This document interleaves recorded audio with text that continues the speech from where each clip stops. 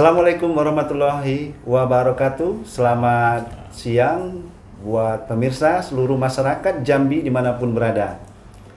Alhamdulillah dan puji Tuhan, hari ini kita sampai di Gedung Kejaksaan Tinggi Jambi, di mana mempunyai sebuah studio yang namanya Podcast Dibajak. Luar biasa ini Kejaksaan Tinggi Jambi. Tentunya ini menjadi inspirasi buat saya juga, yang mana dapat katakan undangan lah seperti itu selaku host bincang kita, teman-teman dimanapun berada. Hadir ingin sebenarnya menjadi hostnya bapak-bapak yang ada di kejaksaan tadinya, dan ini menjadi sebuah apresiasi ini bagi saya sendiri bisa hadir di studio Kejaksaan Tinggi Jambi. Bapak Gloria Sinohaji ya Bapak ya? Iya Pak. Bapak kebetulan selaku Asisten Pidana Umum Kejaksaan Tinggi Jambi yang sudah hadir, tentunya memberikan edukasi buat kita semua mengenai hal-hal yang ada berdampak hukum terhadap perilaku kehidupan di masyarakat. Mungkin nanti berbincang banyak dengan Bapak Gloria Sinohaji, dan juga di sini hadir Bapak Filvan Fajar ya. Izin ya. Bapak di bidang apa Pak? Ya, kebetulan saya anggota beliau, tapi bidang saya di tindak pidana umum lainnya. Tindak pidana umum lainnya. Iya. Baik Bapak. Iya. Ini suatu kehormatan bagi saya Bapak ya, Bapak, dan sangat apresiasi buat saya sendiri bisa hadir sini menjadi hostnya. Rencana tadi kita giat membahas tentang seputar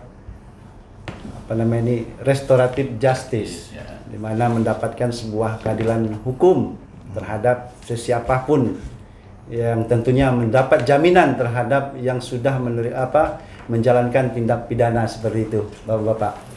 Namun dalam hal ini tentu kita nggak sendiri ini. Di sini juga saya didampingi, mungkin untuk mengisi acara ini lebih lanjut kita serahkan dengan Mbak Ica. Ya, Mbak Ica, di mana juga selaku presenternya atau hostnya studio podcast Dibajak, dibahas bareng jaksa. Ini dia Mbak Ica. Assalamualaikum warahmatullahi wabarakatuh. Kembali sama saya Ica di acara podcast Dibajak, dibahas bareng jaksa. Kali ini kita udah perkenalankan dengan Pak Gloria dan Pak Filvan yang ganteng-ganteng ini. Walaupun tua tapi jiwa muda. Ya dah Pak ya. Yes. Kali ini kita mau membahas tentang yang liar-liar. Nggak masalah ya Pak? Iya, tapi apa-apa. nggak liar kan Pak? Maaf Pak. Ini kita mau membahas tentang satwa liar, dimana katanya nih banyak yang dilindungi, udah gitu banyak yang menyalahgunakan satwa liar ini, yang dimana mereka perjualbelikan gitu ya Pak.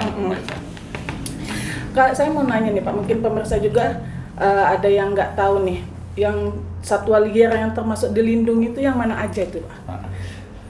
Terima kasih Mbak Ica. Jadi mungkin saya sedikit membuat pembukaan dulu ya terkait masalah satwa liar, karena memang penanganan perkara satwa liar ini kita bawa karena memang kalau kita lihat ada beberapa perkara yang masuk selama tahun 2021-2022 di Kejati Jambi dan di Kejati Jambi, di mana banyak masyarakat itu yang menyalahgunakan perdagangan satwa.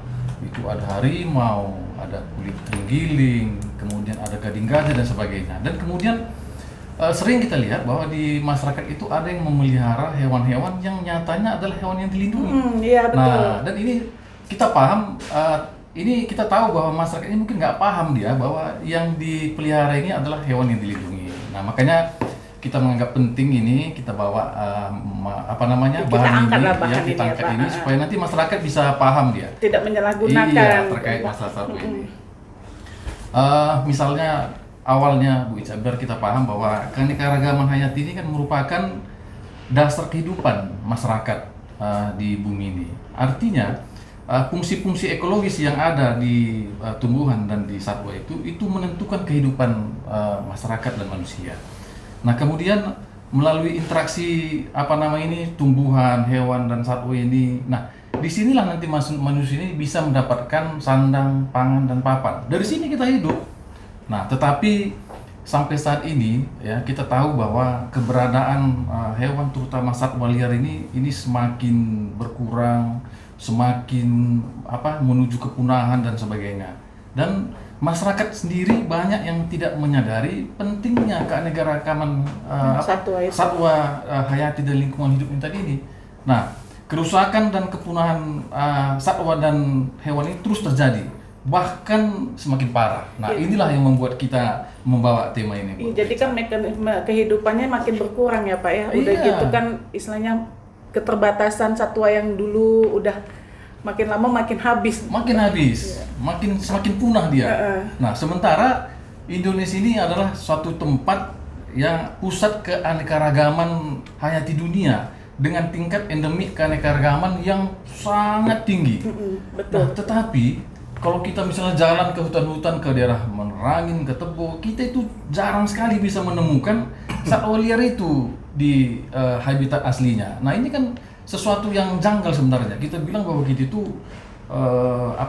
tinggi keanekaragaman hayati kita, kemudian banyak satwa liar kita, tetapi ketika kita ke lapangan ini jarang kita temukan. Itu tadi karena memang adanya tingkat populasi yang berkurang, kemudian hampir punah. Bahkan terdapat beberapa hewan endemik yang kalau kita pahami yang asli di Indonesia ini sudah punah. Misalnya harimau Jawa, harimau Bali, itu kita cuma lihat di literatur dan buku aja. Tidak ada lagi barangnya, hewannya tuh nggak nampak lagi gitu. Makanya kalau kita masih ada harimau Sumatera, misalnya di daerah Merangin, daerah Tebo, Sungai Penuh, itu harus kita jaga. Luar biasa ya Pak.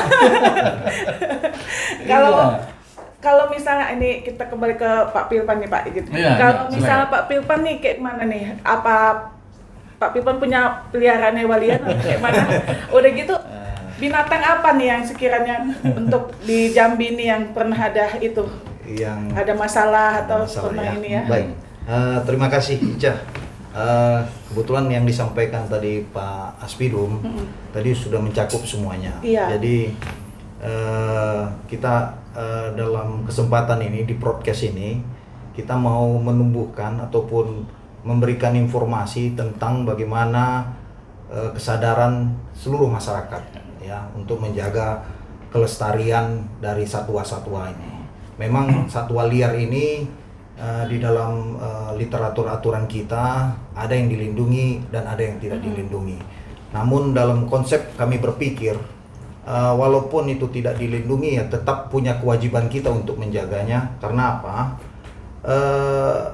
Kita pengen penerus kita bukan hanya mendengarkan dari cerita ya, nanti mungkin anak-anak kita yang seperti Pak Gloria sampaikan tadi hanya bisa melihat dari gambar, dari cerita, dongeng. Kalau mau diibaratkan kita juga mungkin mengandai-andai ngelihat dinosaurus itu bagaimana sih? Belum tentu kita juga nggak lihat ya gitu ya. Jadi, kita harus bersyukur bahwa kita ini secara geografis Indonesia ini terdiri dari multi dari satwa-satwa yang ada di dunia. Kenapa saya mengatakan demikian? Karena ada perpaduan dari sejarah geologi ya, dari tanah kita yang mungkin di daerah barat itu hampir mirip dengan satwa-satwa yang ada di negara sebelah barat ya, di Sumatera. Nah, kalau yang timur itu dengan Australia, maka ada kemiripan sehingga gabungan itu ada di negara kita. Nah, bagaimana kita mencoba melestarikan ini?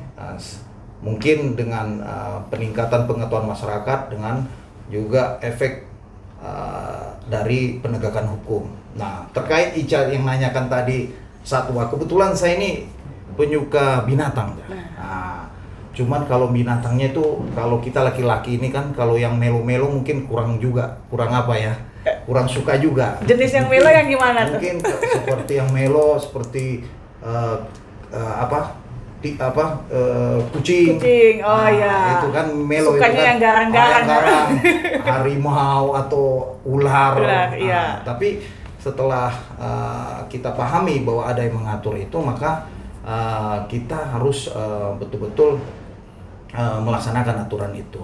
Bukan tidak berarti kita tidak bisa memeliharanya. Nah, memang di aturan ada dijelaskan bahwa kita bisa memelihara jenis hewan yang dilindungi, tapi dari penangkaran dari 3 tingkat ke bawah. Contoh kemarin kebetulan saya berasal dari Nias, ya. Kebetulan yang satwa liar yang dilindungi itu berupa burung beo. Nah, burung beo itu bisa kita pelihara, tetapi bukan burung beo dari keturunan yang di atas, tetapi turunan-turunan yang ketiganya baru bisa kita mintakan untuk memelihara, itu pun dengan beberapa administrasi mekanisme untuk tujuan edukasi contohnya, ya. Kita bisa mengajukan permohonan kepada di sini yang berkompeten adalah KSDA untuk bisa memeliharanya. Dia akan memberikan itu surat legalitas, tetapi burung yang kita pelihara itu burung yang dilindungi beo itu merupakan turunan. Nah, itu. Jadi kita bisa memeliharanya, tetapi juga ya kita kembang biakan lah, supaya juga yang seperti yang Pak Gloria sampaikan itu coba jangan sampai putus gitu. Nah, mungkin itu dari saya. Siap, makasih infonya dari Pak Pilpan. Balik lagi gini Pak, tadi kan kebetulan Bapak bilang kan ada orang yang melihara, itu yang kata Pak Pilpan tadi juga melihara itu.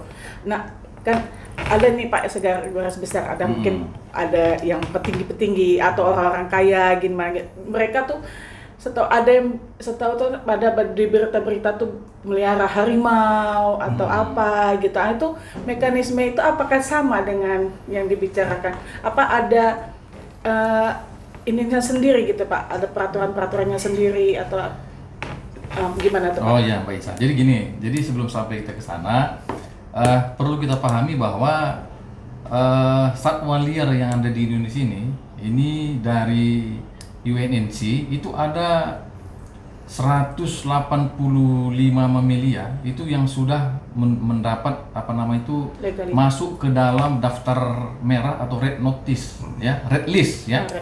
Jadi ada 185 mamalia, 123 jenis burung, 32 jenis reptil, 32 jenis amfibi dan 145 jenis ikan. Ini yang sudah daftar merah. Jadi memang sudah rawan kepunahannya. Gitu. Nah, kemudian di Permen Lingkungan Hidup dan Kehutanan nomor P20 tahun 2018 itu ada dimasukkan 794 satwa yang dilindungi. Jadi itu kita harus mengacu ke situ. Jadi kalau misalnya nanti ada misalnya hewan-hewan yang mau kita pelihara, kita perdagangkan dan sebagainya, harus kita lihat apakah dia termasuk dari hewan yang dilindungi tadi. Iya. Nah, kemudian kita juga harus paham dari hewan-hewan ini tadi kira-kira kenapa kok sampai ada yang rentan, kemudian ada yang punah, ada yang akan punah dan sebagainya. Itu kan harus kita pahami juga sebelum nanti mungkin kita sampai bagaimana hewan-hewan ini bisa kita pelihara, ya. Yang pertama itu yang sering kita temukan di lapangan adalah berkurangnya habitat.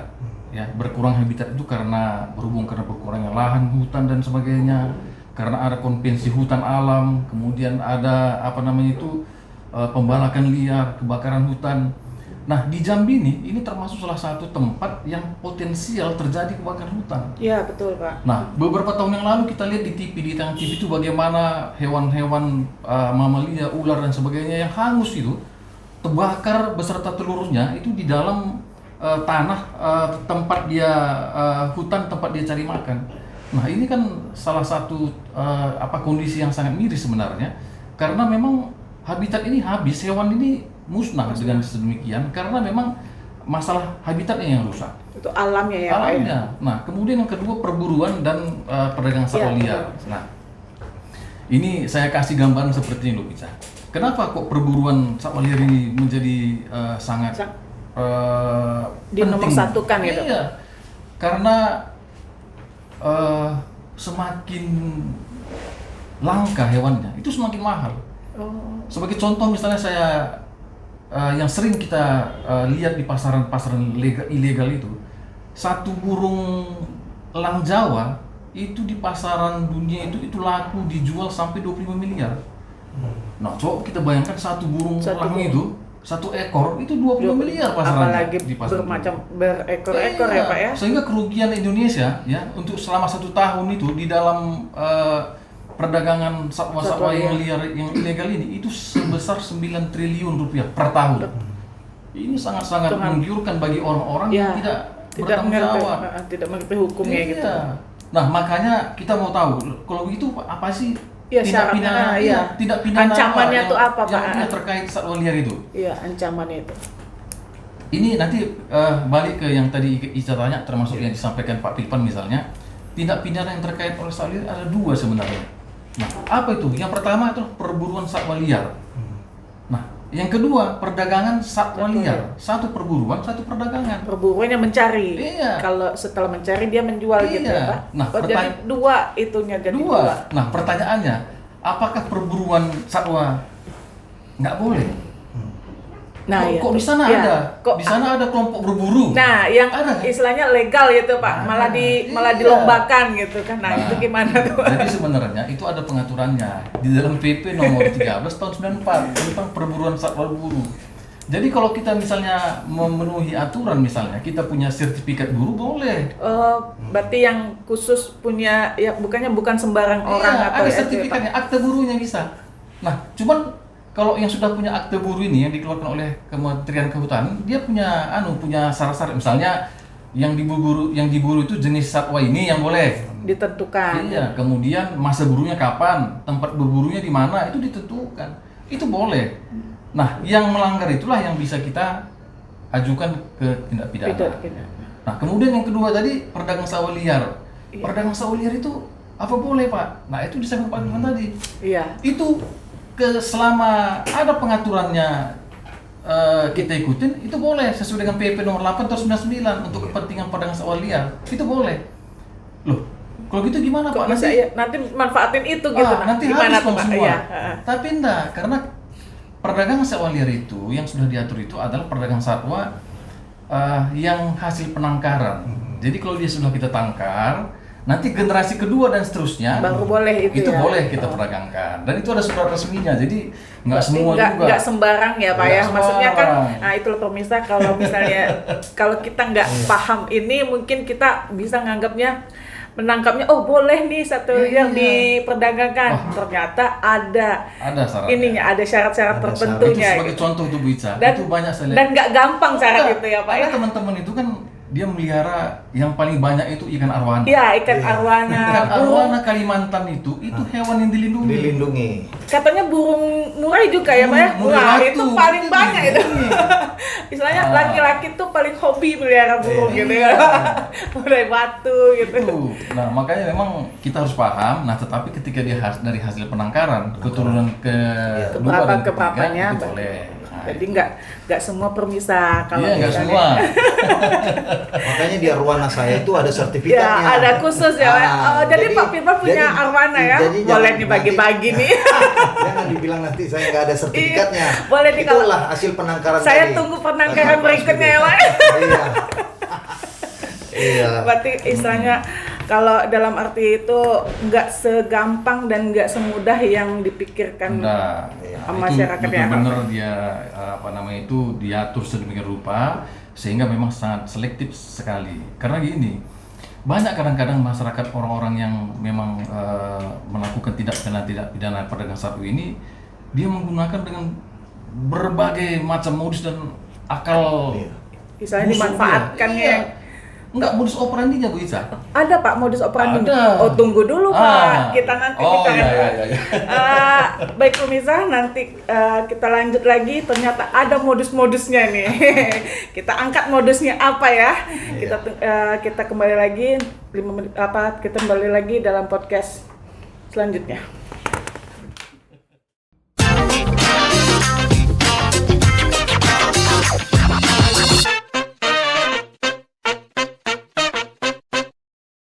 Kembali lagi di podcast Dibajak Dibahas Bareng Jaksa. Tadi kita membahas terakhir tuh tentang modus. Nah, kita tanya nih, apa nih modus dibalik semuanya ini Pak? Oh ya, terima kasih Mbak Isa. Ya, jadi Ada beberapa modus sebenarnya yang dilakukan dalam tindak pidana satwa liar ini. Nah, tetapi mungkin sebelum modus saya juga sampaikan sedikit ya Bu Ica, bahwa terkait status satwa itu kan ada beberapa sebenarnya. Artinya biar masyarakat juga paham di status satwa menurut IUCN itu, yang pertama itu statusnya eksin atau punah. Nah, punah itu adalah individu terakhirnya sudah mati. Jadi kalau ada satu tinggal udah mati, itulah dia punah. Nah, itu yang tadi seperti saya bilang itu ada harimau Bali, harimau Jawa yang sudah punah sama sekali. Nah, kemudian ada punah di alam liar atau extinct in the wild. Jadi dia gitu. Iya, mungkin masih ada di penangkaran. Nah, tapi di tempat asalnya itu sudah mati. Nah, saya pernah ada lihat, cuma memang itu kebetulan ada dulu badak kita yang memang dibawa ke Swaka Marga Satwa di luar negeri, ya ada salah satu negara. Nah, di alam bebasnya udah dianggap sepertinya punah itu. Nah, tapi di sana masih ada. Nah, ini kan kadang-kadang miris juga gitu lihatnya. Nah, kemudian yang ketiga itu kritis atau critical endangerment, itu berisiko punah dalam waktu dekat. Misalnya badak Bali, badak Jawa, ya, kemudian harimau Sumatera, orangutan Sumatera, rusa. Jadi harimau Sumatera itu juga sudah mulai kritis itu mau punah. Iya. Apalagi kayak di kebun binatang gitu. Wah, juga iya, udah bener. mulai. Itu kemarin ada 3 kasus itu yang kita sidangkan di Jambi itu harimau Sumatera itu kulitnya, kemudian taringnya yang sudah dikeringkan semua. Nah, kemudian ada rentan. Nah, rentannya masih banyak, misalnya macam kasuari, kata hijau dan sebagainya. Nah, ini status-status terkait masalah satwa ini. Nah, sekarang kita masuk ke masalah modus operandinya. Modus operandi ini kan sesuatu yang dilakukan oleh orang-orang untuk membenarkan tindak tanduknya atau perbuatannya yang salah. Misalnya dia menganggap satwa liar itu sebagai hama. Nah, jadi itu hama, bunuh karena mengganggu tanaman sawit kita. Ini pernah terjadi. Ini pernah terjadi tahun 2011 itu di Kutai Kertanegara, itu pembantaian orang hutan. Itu ada ancaman hukuman atau? Itu diancam hukumannya. Tapi kan ketika sudah massal, kita nggak tahu lagi siapa berbuat apa.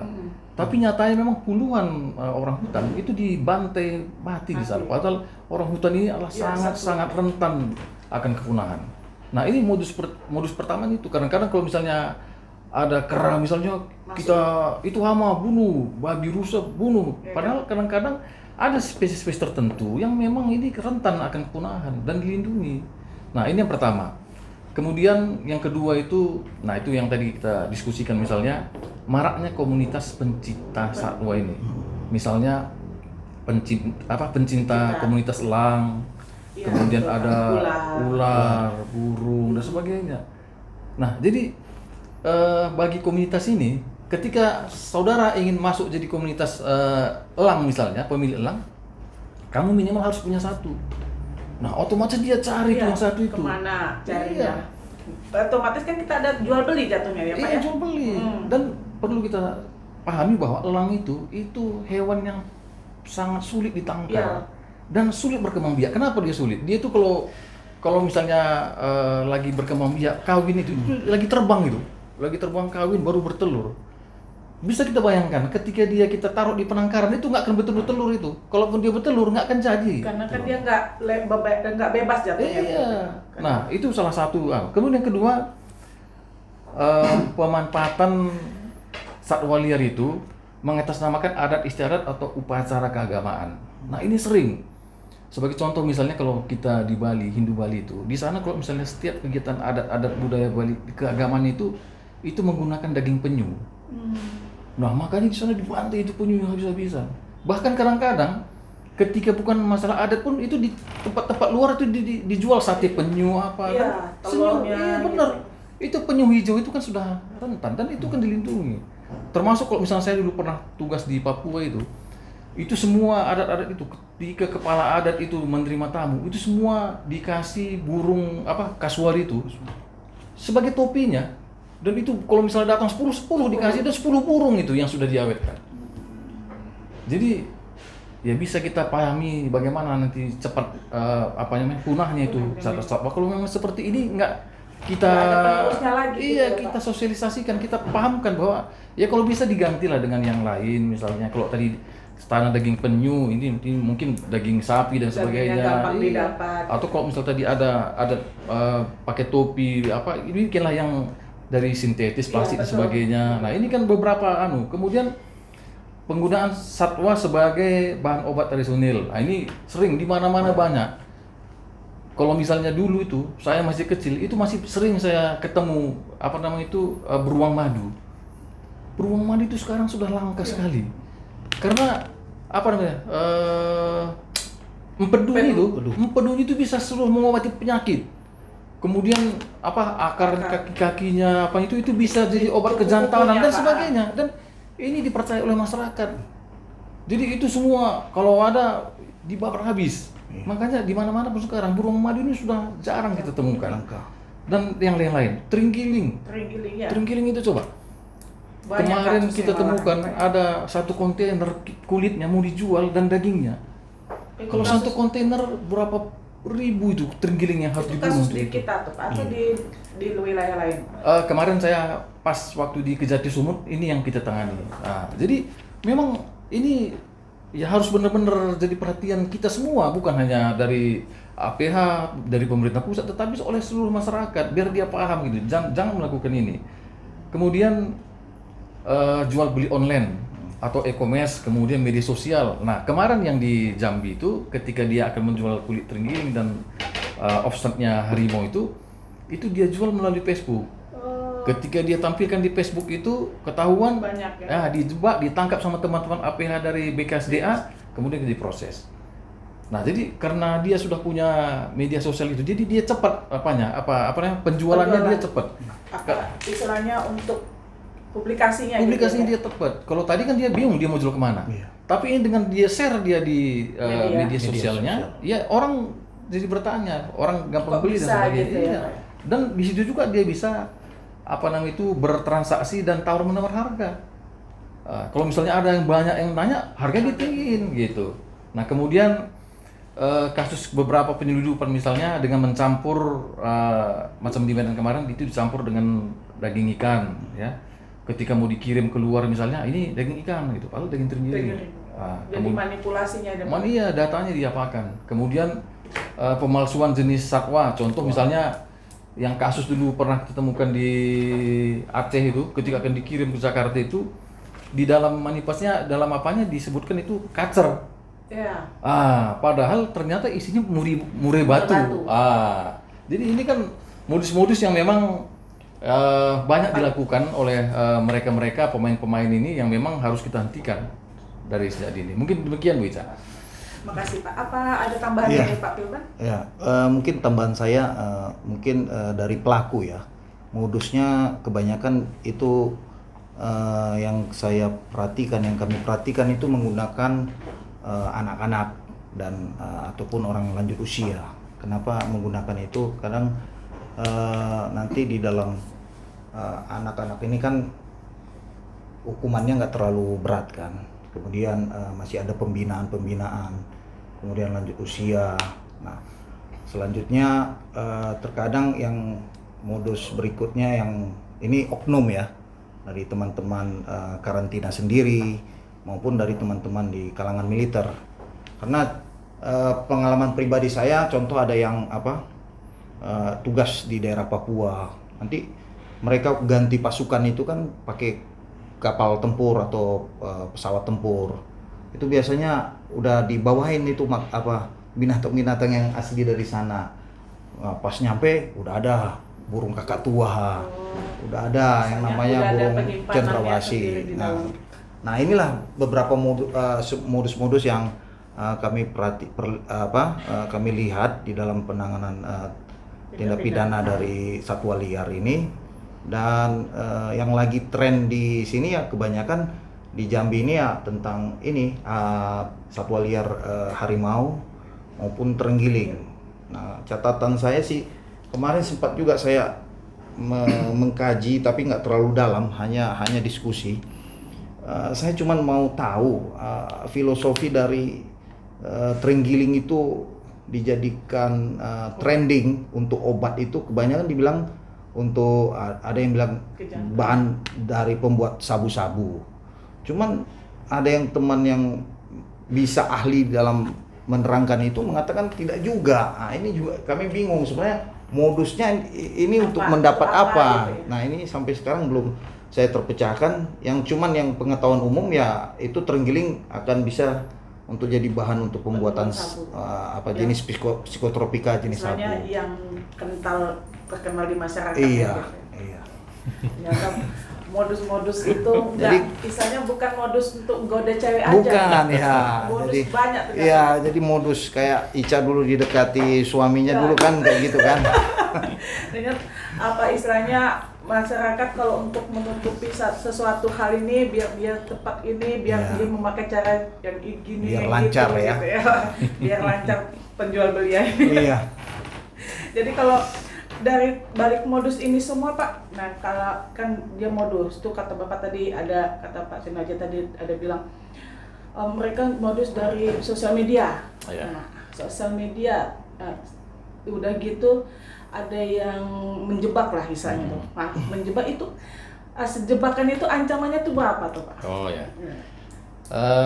Jadi berarti kita sudah masuk ke anu tuh Bu Ica ya, artinya jenis kesehatannya ya, Iya. jenis kejahatan di dalam perlindungan terhadap satwa ini ada beberapa sebenarnya ya. Masuk undang-undangnya Ya, apa iya. gitu Pak? kalau yang paling sering kita gunakan karena memang memenuhi unsur dan perbuatan yang dilakukan oleh para pelaku ini, yaitu Undang-Undang Nomor 5 Tahun 1990 ya, tentang konservasi dan sumber daya alam hayati dan ekosistemnya. Nah, di situ ada larangan bahwa untuk menangkap, kemudian melukai, membunuh, menyimpan, kemudian memelihara, mengangkut, memperdagangkan satwa yang dilindungi itu diancam dengan pidana 5 tahun. Nah, 5 tahun, kemudian denda 100 juta rupiah. Nah, jadi ketika memang beberapa kemarin perkara yang masuk ke daerah ke kita di Kejaksaan Tinggi Jambi maupun di seputaran Kejaksaan Negeri sewilayah Jambi itu semua menggunakan Undang-Undang Nomor 5 Tahun 90 ini. Karena memang perbuatan itu masuk ke dalamnya, di mana biasanya itu kan ada kalau misalnya binturung itu masih hidup, kalau misalnya Yang udah mati diawetkan. yang sudah diawetkan termasuk juga. Jadi kalau diawetkan, jadi kalaupun sudah diawetkan, sudah mati, sudah bentuk offset misalnya kita simpan di rumah, ketika dia termasuk hewan yang dilindungi itu kena pidana Bu Ica. Jadi jangan nanti itu kan saya cuman Nyimpan aja gitu. nyimpan taringnya aja. Hewan Itu mati gitu. taringnya aja pun kalau harimau Sumatera kedapatan kita simpan, kita jual dan sebagainya itu kita kena pidana. Nah, jadi harus hati-hati. Nah, apalagi ini kan om-om ini banyak sekarang yang Iya. senang merokok itu. Iya, iya. Wah, Ada dia gading- dengan bangganya memakai gading. gading gajah itu untuk Iya. pipanya. Iya. Nah, itu hati-hati. Itu ada pidana yang mengancam di sana. Oh, Nah, ada ya, Pak, ya? ada. Bukan kirain itu tuh emang udah memang untuk perjualbelikan aja itu. Nah, itu semua dilarang bisa. Oh, itu semua semua dilarang. dilarang. Nah, jadi jangan dia pakai. Jadi teman-teman banyak mungkin teman-teman yang nggak paham itu, sehingga mungkin dia simpan ada offset burung cendrawasih di rumah, ada mungkin bentuk harimau atau mungkin macan akar atau kucing emas dan sebagainya. Iya. Ketika itu dilindungi dan kita simpan, itu kita bisa terjerat dengan pidana. Nah, itu terkait masalah itu. Ada juga beberapa aturan-aturan lain misalnya yang terkait masalah pidana-pidana terkait satwa ini, misalnya Undang-Undang Nomor 419 tentang kehutanan ya, itu juga cuman ancamannya lebih halus selama 1 tahun. Kemudian Undang-Undang 1692 tentang karantina, dan kemudian yang terakhir itu Undang-Undang tentang perikanan 45 tahun 2009. Jadi 4 undang-undang ini bisa mengancam para pelaku yang memang secara sadar ataupun kadang-kadang tidak paham, ketidaktahuannya ya bisa ikut masalah hukum di sini. Walaupun dia tidak ini ya Pak ya, walaupun dia tidak ada niat di balik itu gitu. Kan Ya. berarti ada niat dan tidak niat. Ya. Nah, kalau yang tidak niat bisa juga terjerat kan. Kalau dia Jadi tidak gini, kalau ada sengaja atau tidak sengaja, Nah, itu. kemudian niat jahatnya kan bisa kita apakan. Nah, tapi kan kadang-kadang gini, ketika niat jahat itu kan ya nyata-nyata bisa kita buktikan bahwa dia pelakunya gitu. Nah, tapi jangan nanti kita yang sama sekali nggak paham, nah itu yang nggak paham ini tersangkut masalah-masalah ini. Nah, makanya kita sangat senang itu diundang sama Mbak Ica sama Om Idris untuk ikut di podcast ini supaya masyarakat Jambi ya paham tentang ini. Dan kalau memang ada yang ingin ditanyakan ya kita welcome aja. Kita nanti akan memberikan pencerahan hukum. Bila perlu kita sosialisasi kalau misalnya ada teman-teman yang ingin paham lebih dalam lagi terkait masalah. Kita bisa, berarti istilahnya Pak Sinaji sama Pak Pilpan welcome untuk diundang gitu ya. Wah Pak? iya, kalau kita memang siap ya. Pemeriksaan itu udah di welcome ini. Apabila mungkin dalam satu organisasi atau wilayah pemirsa ada yang butuh informasi untuk itu, bapak-bapak ini siap untuk diundang. Iya. Bukan hanya diundang itu, Cang, Iya, tapi siap. kewajiban dari Nah, kami. mau mempublikasikan Iya. dan jangan sampai orang menyalahgunakan atau tidak tahu Tidak akan tahu. akan hal hukumnya itu Iya, ya. aturan itu. Itu paling tinggi hukumannya berapa lama tuh? Kalau ancamannya 5 tahun bisa. 5 tahun. 5 tahun. Dendanya 100 juta. Nah, makanya memang kemarin ada beberapa pemerhati satwa ini yang dari luar negeri beberapa kali misalnya kita ketemu orang itu berpandangan ya kalau bisa sih memang aturan ini diubah sehingga ancamannya lebih tinggi gitu. Nah, tetapi karena memang selama belum diubah ya kita masih tetap berlakukan hukum positif yang ada. Undang-Undang Nomor 5 tahun 90 ini tadi. masih pakai undang-undang nomor 5 Iya, tahun 90 ya. Makasih Pak. Gini, Ica mau ada tambahan nih. Iya. Kan yang biasanya kalau biasanya lebih ke istilahnya ke lapangannya tuh Pak Pilpan Iya, ya. iya, iya.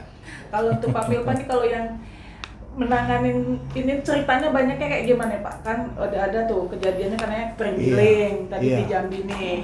Iya. Atau pernah ngalamin Jadi- kasus yang lebih ribet lagi nggak tentang satwa liar? Iya, pada prinsipnya sukar atau tidak sukarnya kan itu tergantung kita. Tergantung kita maksudnya melihat itu secara objektif. Namun yang menjadi kesukaran kami penegak hukum ini sewaktu kita berbicara penuntutan yang kita lakukan terhadap pelaku ini. Kenapa saya berkata demikian? Hampir seluruhnya pelaku-pelaku dari satwa liar ini adalah kurir ataupun orang-orang yang berada di garis bawah gitu ya. Di bawah. Jadi satu sisi kita melihat kemanusiaan, satu sisi kita juga harus melihat penegakan hukumnya. Itulah dilema kami, itulah yang tantangan berat menurut saya, karena berkas-berkas yang kami terima itu kan belum menyentuh kepada dedar intelektual, pelaku utamanya. Nah, terhadap pelaku-pelaku yang mungkin secara besar-besaran melakukan ini kan bisa kita lengketin sebenarnya dengan kalau dia sudah menerima hasil yang begitu banyak beberapa kali kan dengan undang-undang money laundering. Tetapi karena pelakunya kebanyakan dari kalangan-kalangan bawah, terus juga dan rata-rata mereka adalah tulang punggung keluarga. Nah, itulah di sana kita agak sedikit miris, Mbak Ica. Karena kami juga pengen juga masyarakat sadar, jangan sampai kesadaran itu timbul setelah terjadi. Nah, itu yang kami mau supaya jauhi hukuman, tapi kenali dan dekati hukum itu sendiri. Nah, itu. Maka kami melalui bidang PIDOM sangat antusias apabila juga nanti ada di lain kesempatan kami juga akan memberikan edukasi ataupun publikasi sosialisasi kepada masyarakat sehingga nanti kesadaran ini tumbuh dan diketahui oleh masyarakat, dan sewaktu dari tindak pidana ini terjadi maka kita pengen juga di Undang-Undang 5 tahun 1990 itu ada namanya peran serta masyarakat. Nah, itu juga kita dorong karena untuk menyelesaikan persoalan ini tidak semuanya bisa kita tanggulangi dengan penegakan hukum, tetapi dengan peran aktif masyarakat, dengan edukasi yang kita telah berikan, itulah yang akan membuat program ini nanti akan berhasil, sehingga nanti ke depan kita harapkan kita masih bisa melihat hewan-hewan yang liar ini masih hidup. Nah, satu lagi, Ca, tren kemarin ada yang terjadi di daerah Jawa Tengah. Kebetulan kita juga diundang oleh yang tadi Pak Aspidum sampaikan oleh organisasi-organisasi NGO luar negeri. Kemarin ada terjadi di daerah Jawa Tengah itu perdagangan anjing. Nah, seperti biasanya anjing kan hal yang wajar kan di perdagangan. Cuman waktu itu anjingnya itu dibuat di suatu tempat, terus itu sempat naik juga di media sosial di Babe. Kemudian dipertanyakan, apakah ini termasuk hewan liar atau bagaimana penanganannya. Nah, itu di kerangkeng dan disiksa. Ada yang diberi makan, ada juga yang dibuat untuk makanan untuk apa. Nah, itulah pemerhati dari hewan-hewan ini yang melakukan protes dan laporan kepada pihak kepolisian, dan itu sudah ditindaklanjuti. Nah, kita harapkan pengetahuan ini bukan hanya sekedar kita hewan yang hampir punah ataupun hewan dilindungi, apapun kita di hidup bagi hewan kita lindungi. Iya, kita juga melindunginya karena sekarang kan sangat peka ya. Sorotan-sorotan penggiat-penggiat, misalnya ada kelompok satwa, ada kelompok ini, jadi mereka itu cepat itu menyebarkan itu. Iya, terima kasih, Ica. Terima kasih. Sebenarnya tuh kalau dipikir banyak kali yang mau dibahas tentang, apalagi tentang satwa liar ini yang memang di kalangan masyarakat memang sedikit marak gitu ya, Pak. Tapi yang mau dibilang, tapi tadi kan Bapak bilang boleh atau menerima nih masukan atau menerima undangan nah itu kita atau mungkin teman-teman nanya kemana saya mau ininya nih, gimana nih, ada di mana tuh, Pak? Ada nomor apa kita yang bisa dihubungi? Langsung ke bidang tindak pidana umum ya, Pak? Iya. Nanti ada nomor yang bisa kita share. Iya, Nomor boleh, Pak? Ya, 0821 0821 630 630 77753. 77753. Iya. Ya, pemirsa, teman-teman bisa kita ulangi lagi kalau apabila teman-teman ada masalah atau keluhan atau ada informasi tentang satwa liar atau penyalahgunaan atau penyimpanan atau yang segala macamnya, bisa hubungin ke 0821 630 777 57. 53, maaf. 53. Saya ulangi lagi, 0821 630 7753. Itu langsung ke bidangnya tindak pidana umum. Jadi nggak ada lagi perwakilan, tidak ada lagi dalam artian tuh langsung ke orang yang tepat gitu. Jadi tepat sasaran. Nggak ada lagi kalau dalam artian orang tepat, tidak ada penyambung-penyambungnya gitu. Birokrasinya dah langsung nggak bertele-tele lagi. Tidak bertele-tele. Atau bisa ke pusat informasi di media center. Iya. Sebelum kita akhirin ini, Pak, tapi sebenarnya saya sedih kali mau mengakhirinya. Boleh Bapak kasih sarannya atau masukan untuk kita semua ini? Oh gitu ya. Saya cuma satu aja ingin mengingatkan kita semua, para permisa dan seluruh masyarakat yang ada. Kita harus merenungkan bahwa keberadaan tumbuhan, ya, kemudian satwa, kemudian lingkungan hidupnya, ya, merupakan hal yang penting untuk dilestarikan, bukan untuk tumbuhan dan satwa itu, tapi untuk keberlangsungan kita manusia. Nah, jadi itu yang penting kita pahami. Jangan nanti kita pikir bahwa kita itu melestarikan itu supaya hewan-hewannya hidup, tumbuhan hidup, enggak. Ya. Kita lindungi hewan, tumbuhan dan satwa dan ekosistemnya bukan karena kepentingan mereka, tetapi untuk kepentingan kita manusia supaya bisa bertahan hidup. Mungkin demikian, bisa. Terima kasih. Buat dari Pak Pilkan apa ada masukan? Iya, mungkin turunan dari yang disampaikan Pak Aspidum tadi. Kalau kita melihat sesuatu, misalnya hewan itu, contoh gajah masuk ke pemukiman, jangan kita lihat sebagai sesuatu yang pengancam terhadap kehidupan kita ataupun hama, tapi kita lihat, kita cari solusi, karena apapun yang terjadi, kita ini kan yang disampaikan modus tadi dibilang Pak Aspidum tadi, ini kan bergerak terus kehidupan kita. Nah, habitat mereka itu semakin sempit. Nah, harus kita pikirkan langkah-langkah konkret sehingga mereka jangan merasa kita terganggu dengan keberagaman kebudayaan dan kehidupan kita. Demikian. Terima kasih Bapak Golira, Terima Pak kasih, Pak Pak. Bilpan. Intinya saling jaga, saling pelihara, dan saling melindungi lah di antara kita semua ya Pak, baik baik satwa liar ataupun kita manusianya ya Pak.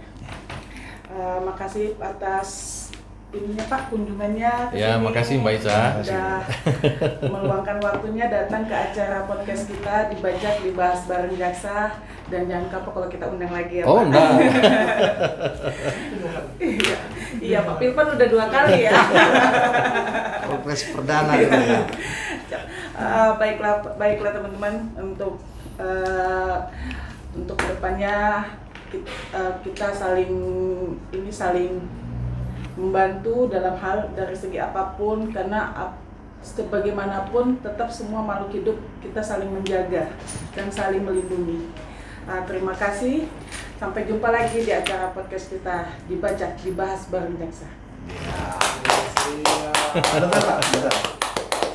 Baik, itu dia pemirsa, yaitu Mbak Ica, luar biasa ya. Hostnya studio podcast Dibajak, yaitu Kejaksaan Tinggi Jambi. Ini luar biasa perbincangan hari ya Bapak Pak Gloria ya. Siap, Pak. Ini menjadi, mudah-mudahan ini menjadi sebuah edukasi buat masyarakat ya, khususnya Provinsi Jambi, agar tidak terjadi lagi hal-hal yang tidak diinginkan terhadap satwa liar. Dan ini harus kita dukung dan kita support, bila perlu kita viralkan apa yang menjadi apa tadi pemahaman-pemahaman yang sudah diberikan tadi dan sudah dijelaskan tadi terhadap host kita Mbak Ica tadi.